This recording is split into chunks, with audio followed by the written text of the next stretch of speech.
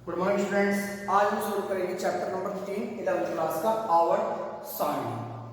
देखो आवर्त सारणी क्या होती है। हमारे पास बहुत सारे तत्व थे जिनकी प्रॉपर्टी अलग अलग भी थी और समान भी थी। अब उनको एक साथ या अलग अलग पढ़ना तो बहुत मुश्किल था, तो उनको एक साथ लाने के लिए उन्होंने क्या किया, उन तत्वों को व्यवस्थित किया और उन्होंने जिस सारणी के अंदर उनको व्यवस्थित किया उसको हमने क्या बोला, आवर्त सारणी। तत्वों को क्या किया, एक व्यवस्थित किया, एक समान गुण वाले को एक साइड में रखा, भिन्न गुण वाले को अलग रखा। इस प्रकार उसको हम कहते हैं आवर्त सारणी। अब आवर्त सारणी में वो सबने अपने अपने हिसाब से क्या किया, उसको अलग अलग व्यवस्थित किया। तो सबसे पहले आए थे डाइगोरन। तो डाइगोरन ने क्या किया, एक नियम दिया डाइगोरन का त्रिक नियम। डाइगोरन का त्रिक नियम, डाइगोरन का त्रिक का नियम।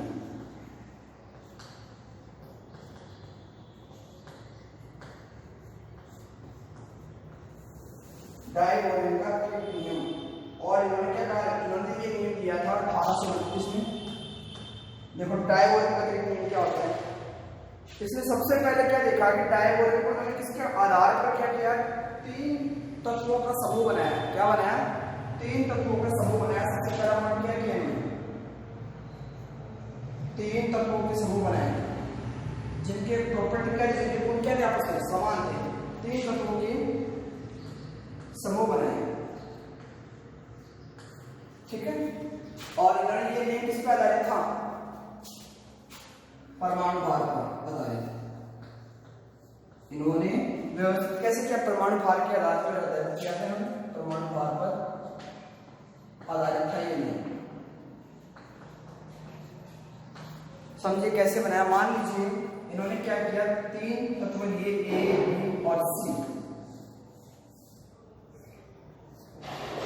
इन्होंने क्या कहा, हमारे पास कोई भी तत्व हो गया, उन तीनों तत्वों को उन्होंने एक साथ एक समूह में लिखा। फिर उन्होंने कहा बी का जो परमाणु भार होगा, बी का परमाणु भार, बी का परमाणु भार वो बराबर होगा किसके, दो बाकी दोनों जो तत्व है पास वाले ए और सी के औसत मान के बराबर होता है। तो मैं लिख देता हूं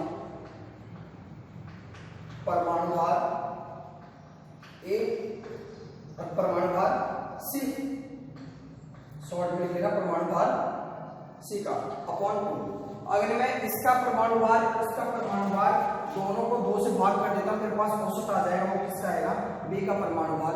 ये हमें किसने बताया, डाइगोरन ने। उन्होंने कहा कि जो बीच का जो तत्व होता है उसका परमाणु भार औसत होता है दोनों पास वाले परमाणु के एटम के या तत्व के परमाणु भार के, यानी पास वाले जो दोनों तत्व के परमाणु भार क्या होता है, औसत के बराबर होता है।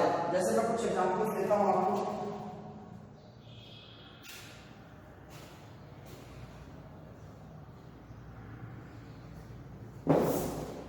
देखो समझते हैं, बस इतना से याद रखना है। तीन तीन के समूह बनाए जिसको हम क्या कहते हैं, त्रिक का नियम भी बोलते हैं।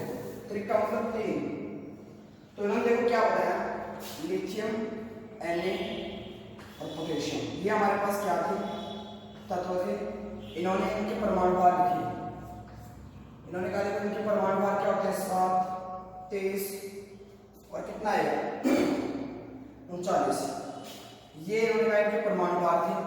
अब इनके नियम के पहले क्या था, बीच वाले तत्व के क्या होना चाहिए, परमाणु भार किनके औसत के बराबर होना चाहिए, इन दोनों तत्वों के परमाणु भार के औसत के बराबर होना चाहिए। अब देखिए तो इन्होंने निकाला सोडियम का परमाणु भार,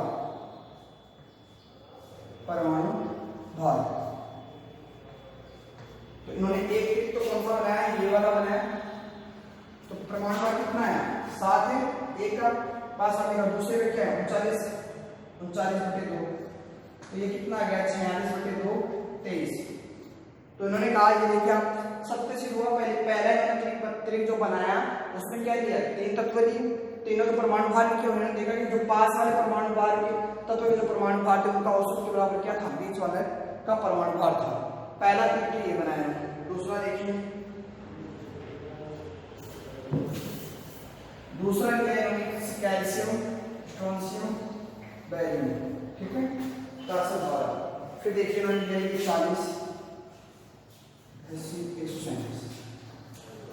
इन्होंने दोनों का क्या किया, अब इनके परमाणु भार लिखे तीनों के, कैल्शियम के, स्ट्रोंशियम के और बेरियम के। फिर इन्होंने जैसे तो परमाणु भार लिखे तो इन्होंने वही देखा कि 40 प्लस 137 बीच वाले का निकालोगे 2 कितना आ गया 177/2 भाग 2 8 जा 16 2 8 जा 16 2.5। इन्होंने देखा कि जो लगभग था वो किसके बराबर आ रहा था स्ट्रॉन्शियम के। तो यहाँ पे भी इनका ट्रिक नियम लगभग फॉलो हुआ। फिर इन्होंने बनाया क्लोरीन ब्रोमीन और आयोडीन का तीसरा ट्रिक बनाया है।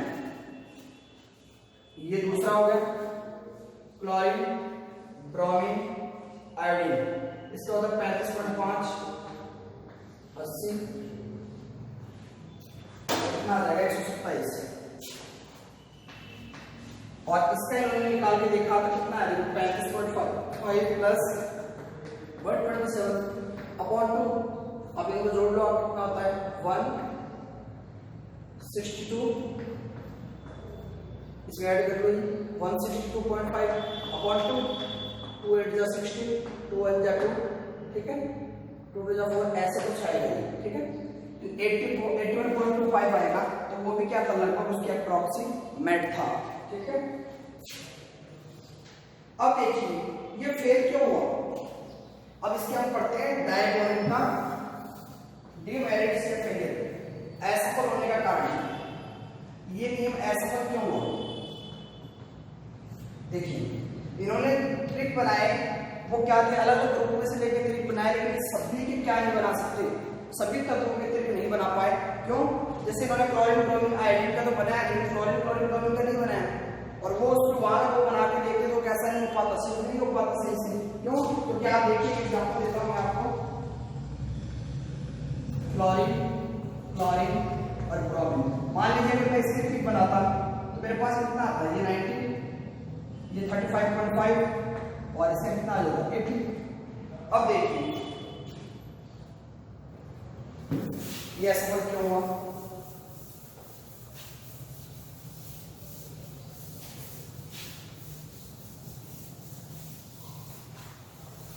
अब हम इसको जोड़ेंगे तो 19 प्लस 80/2 कितना आ जाएगा 99/2 तो कितना आएगा 2 4 जा 8 2 9 जा 18.5 49.5 आ रहा है तो और में कितना आता है 35.5। ये इस पे भी लागू नहीं हो पाया। मैं कह सकता हूं कि आवर्त सारणी में जितने भी तत्व होते हैं सभी के लिए इसने क्या नहीं बना पाए ट्रिक नहीं बना पाए। ये भी एक ड्रॉबैक था क्या नहीं बना पाए सभी तत्वों के लिए ट्रिक नहीं बना पाए सभी तत्वों के लिए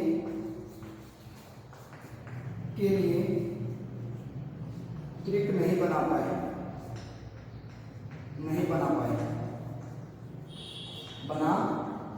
पहला तो ड्रॉबैक हो गया। और एक ही समूह के अंदर भी ये नियम का पालन नहीं कर पाया। दूसरा कौन सा हो गया ये।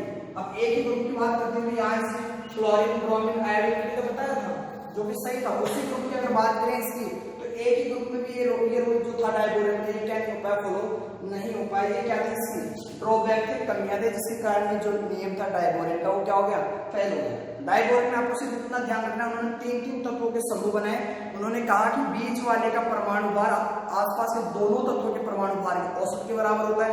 फिर उन्होंने कुछ तरीक बनाए लेकिन उनकी कमियां क्या रह गई उन्होंने एक ही ग्रुप में दूसरे ग्रुप में तरीक नियम लागू नहीं हुआ या फिर उन्होंने सभी तत्वों के लिए क्या नहीं बना पाए थे नहीं बना पाए। ये थे डायबोरिन के फेलियर्स।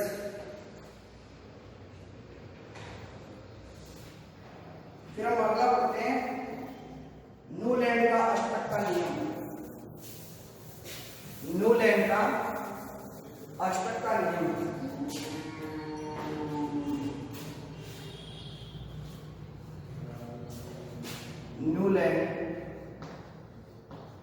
न्यूलैंड का अष्टक का नियम। दूसरा नियम कौन सा आया था तत्वों को व्यवस्थित करने का न्यूलैंड का अष्टक नियम। ये किस पर आधारित था इन्होंने क्या किया परमाणु भार के बढ़ते हुए क्रम में व्यवस्थित किया। किस पर आधारित है परमाणु भार के बढ़ते क्रम पर।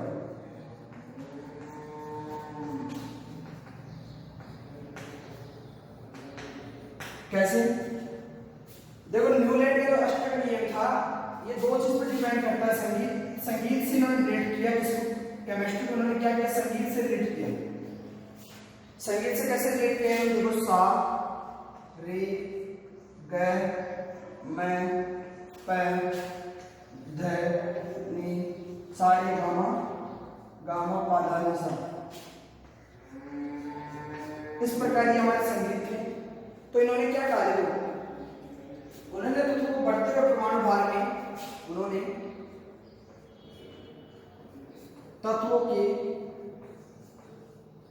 बढ़ते हुए परमाणु भार में, बढ़ते हुए परमाणु भार, परमाणु भार, बढ़ते हुए परमाणु भार में इस प्रकार व्यवस्थित किया, परमाणु भार में इस प्रकार व्यवस्थित किया, इस प्रकार व्यवस्थित किया, व्यवस्थित किया कि आठवां तत्व है, कि आठवां तत्व पहले तत्वों से गुणों में समानता प्रदर्शित करता है, गुणों में समानता प्रदर्शित करता है, प्रदर्शित करता है। देखो न्यूलैंड ने क्या कहा, उन्होंने परमाणु भार के बढ़ते क्रम में इस प्रकार व्यवस्थित किया, उन्होंने कहा कि जो पहला जो तत्व है वो आठवें तत्व से क्या करता है, समानता प्रदर्शित करता है। जैसे आप देखोगे सा रे गा मा पा धा नि सा, देखो 1 2 3 4 5 6 7 8, तो हम देखते हैं कि पहला जो तत्व है और जो आठवां हमारा जो तत्व है उन दोनों में आपस में क्या है, गुणों में समानता प्रदर्शित कर रहा है। यही नियम किसने दिया था, न्यूलैंड के अष्टक नियम ने दिया था। जैसे मैं आपको कुछ एग्जांपल देता हूं, इसको अच्छे से समझिए।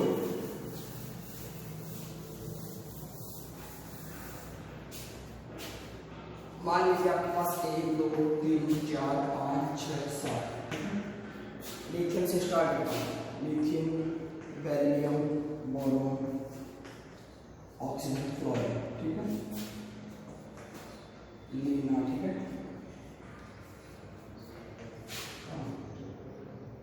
कार्बन तक हो गया। आगे देखिए aluminium, silicon, phosphorus, sulphur, chlorine, ठीक है। आगे देखो के और कैल्शियम, ये इन्होंने न्यूलैंड के अष्टक नियम में क्या किया, इस प्रकार लिखा है। अब देखिए इन्होंने क्या कहा, आप कहीं से भी स्टार्ट करो, वो पहला तत्व जहां से बिल्कुल स्टार्ट करोगे अपने वो जो आठवां तत्व है उससे क्या करता है, गुणों में समानता प्रदर्शित करता है।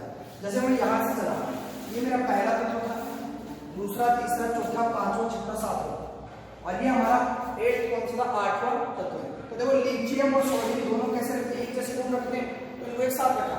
अगर मैं यहाँ से काउंटिंग स्टार्ट करता हूँ 1 2 3 4 5, ठीक है, 6 7 8, तो ये देखते हैं कि आपस में क्या रखते हैं, गुणों में समानता प्रदर्शित करते हैं। यही इन्होंने क्या कहा था, न्यूलैंड का अष्टक नियम दिया था। वो क्या कहते हैं कि पहला तत्व अपने आठवें तत्व से क्या करता है, गुणों में समानता प्रदर्शित करता है, ठीक है। तो दोनों में दिखा दिया हमें कैसे प्रदर्शित करता है। अब इसकी असफलता के कारण देखिए, इनकी असफलता का सबसे बड़ा कारण था नोबल गैस की खोज, नोबल गैस की खोज, नोबल गैस की खोज। देखो अगर नोबल गैस की उस वक्त तक खोज नहीं हुई थी, जैसे यहाँ पे नोबल गैस की खोज हुई, तो अगर आप देखो फिर 8 गुणों की समानता समान नहीं है। तो जब आप यहाँ से स्टार्ट करते हो 1 2 3 4 5 6 7 8, तो आपकी जो नोबल गैस थी और जो आपके प्रथम रूप में थे उनके गुण कैसे नहीं होते, समान नहीं होते। जबकि न्यूलैंड ने क्या कहा था कि पहले तो जहां से भी आप स्टार्ट करो वहां से पहले से 8 अक्षर आपस में क्या रखते हैं, गुणों में समानता प्रदर्शित करते हैं। जैसे पहले वाले में स्टार्ट किया आपने 1 2 3 4 5 6 7, वापस इसमें आते 8, तो लिथियम और सोडियम कैसे होते हैं, एक जैसे गुण प्रदर्शित करते हैं। ये बात कही थी न्यूलैंड के अष्टक नियम में। लेकिन जैसे ही नोबल गैस की खोज हो गई तो वो 8वें नंबर पर क्या आ गई, नोबल गैस आ गई, जो कि क्या करती थी, इसकी पहले ग्रुप के साथ गुणों में भिन्नता प्रदर्शित करती थी। इस कारण ये एक असफल हो गया। दूसरा क्या था, ये हमेशा कहां तक लागू हुआ, लाइट एलिमेंट तक, यानी आप कह सकते हो कैल्शियम तक ही लागू हुआ। कैल्शियम के बाद ही उस वक्त तक डिस्कवर नहीं थे तो उस पर लागू नहीं हो सका। जैसे फिर क्या हुआ, और तत्व क्या खोज की, जैसे जैसे हमने और आगे खोज करते गए तो ये नियम कैसा होता गया, फेल होता गया। तो मैं लिख देता हूं भारी तत्वों की खोज, भारी तत्वों की खोज। ये देखो दो तो ड्रॉबैक देखिए इसमें, दोनों खोज, दूसरा क्या होता है कैल्शियम के भारी तत्व की खोज, यानी भारी तत्व की खोज के कारण क्या हो गया, नियम फेल हो गया। अब आगे पढ़ते हैं तीसरा नियम, और ये किस पे था, परमाणु क्रमांक के बढ़ते क्रम पर आधारित था। अब देखिए लोथर-मेयर वक्र, लोथर-मेयर वक्र, इन्होंने भी क्या किया, अपने हिसाब से तत्वों को व्यवस्थित करने का काम किया। और लोथर-मेयर वक्र क्या होता है, इन्होंने देखिए क्या किया, भौतिक आपके क्या भौतिक गुण लिए, पहला दिया यहाँ पे परमाणविक आयतन, परमाणविक आयतन, और यहां दिया इन्होंने परमाणु भार, क्या लिया, परमाणु भार। फिर इनको ग्राफ देखो कैसा मिला, इस प्रकार इनको ग्राफ प्राप्त हुए। ये देखो इनकी दो तीनों ही पोजीशन कैसी है, पीक पे है, ऊंचाई पे है तीनों पीक। यहाँ इन्होंने क्या कहा, कोई भी आप ले सकते हो, जैसे यहाँ पे मैंने ए ले लिया, बी ले लिया और ये सी ले लिया। तो एक वक्र के अंदर जो एक जैसी स्थिति पे मिलेंगे उनके गुण कैसे होंगे, समान होंगे। तो यहाँ पे मान लीजिए मैं लिख देता हूँ, यहाँ पे क्या मिला हमें, सोडियम, पोटेशियम और रुबिडियम। अब हम देखते हैं ये एक ही ग्रुप में रखे जाते हैं, तीनों के गुण भी कैसे होते हैं, समान होते हैं। वो कैसे पता चला, उन्होंने कहा कि ग्राफ के अंदर एक ही स्थिति के ऊपर हमें पाए जाते हैं। दूसरा अगर मैं बात करूँ यहाँ पे मैग्नीशियम, कैल्शियम, स्ट्रोंशियम, तो इन्होंने कहा ये भी आपको एक जैसी पोजीशन पे दिखाई दे रहे हैं, तो ये भी आप इसमें कैसे थे, गुणों में समानता प्रदर्शित करते थे। फिर और ले लीजिए आप यहाँ ले लो, ये भी क्या करेंगे, आपस में गुणों में समानता प्रदर्शित करेंगे। ये आपने बताया था लोथर-मेयर ने, उन्होंने कहा यदि ग्राफ के अंदर यदि ऊंचाई पर तीनों पॉइंट एक जैसे पॉइंट के ऊपर कोई तत्व मिलते हैं तो वो कैसे करते हैं, गुणों में समानता प्रदर्शित करते हैं। या फिर आप कहते हैं ये जो ढाल दिखाई दे रहा है आपको, यहाँ पे लोब दिखाई दे रहा है, इसके ऊपर अगर कोई भी तत्व मिलते हैं दोनों तीनों की सेम कंडीशन पे, तो उनके भी गुण कैसे होते हैं, आपस में समान होते हैं। इनके आधार पर उन्होंने क्या किया, तत्व को डिवाइड किया था। ये था आपका लोथर-मेयर का वक्र। तो इन्होंने क्या कहा था कि ये समान जगह पोजीशन स्थिति पर आने वाले तत्व क्या कहलाते हैं, उनके गुण आपस में समान होते हैं। ये था हमारा लोथर-मेयर वक्र। देखो हमने तीन पढ़ लिए, पहला पढ़ा हमने कौन सा, डायगोनल का त्रिकोणीय, उसमें तीन तीन के समूह बनाए थे। हमने कहा था बीच वाले का परमाणु भार दोनों पास वाले परमाणु भार का क्या होता है, औसत के मान बराबर होता है। दूसरा हमने पढ़ा अष्टक का नियम, उसमें कहा था कि पहले तत्व के जो गुण होते हैं वो अपने 8वें नंबर के तत्व से क्या करते हैं, समानता रखते हैं। या फिर मैं कहता हूँ 8वें नंबर पे आने वाला तत्व क्या होता है, उसमें गुणों में समानता प्रदर्शित करता है। फिर तीसरा हमने देखा ग्राफ के अकॉर्डिंग एक जैसी स्थिति पर आने वाले तत्व भी आपस में क्या करते हैं, गुणों में समानता प्रदर्शित करते हैं। ये थे हमारे 3 नियम, बाकी हम करेंगे नेक्स्ट क्लास में। आज के लिए इतना ही, थैंक यू।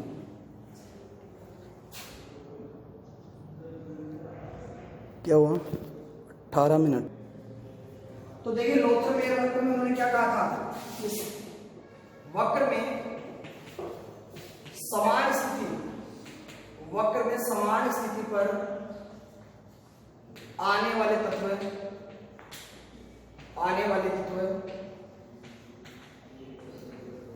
तत्वों के गुणों में भी समानता होती है, गुणों में भी समानता होती है।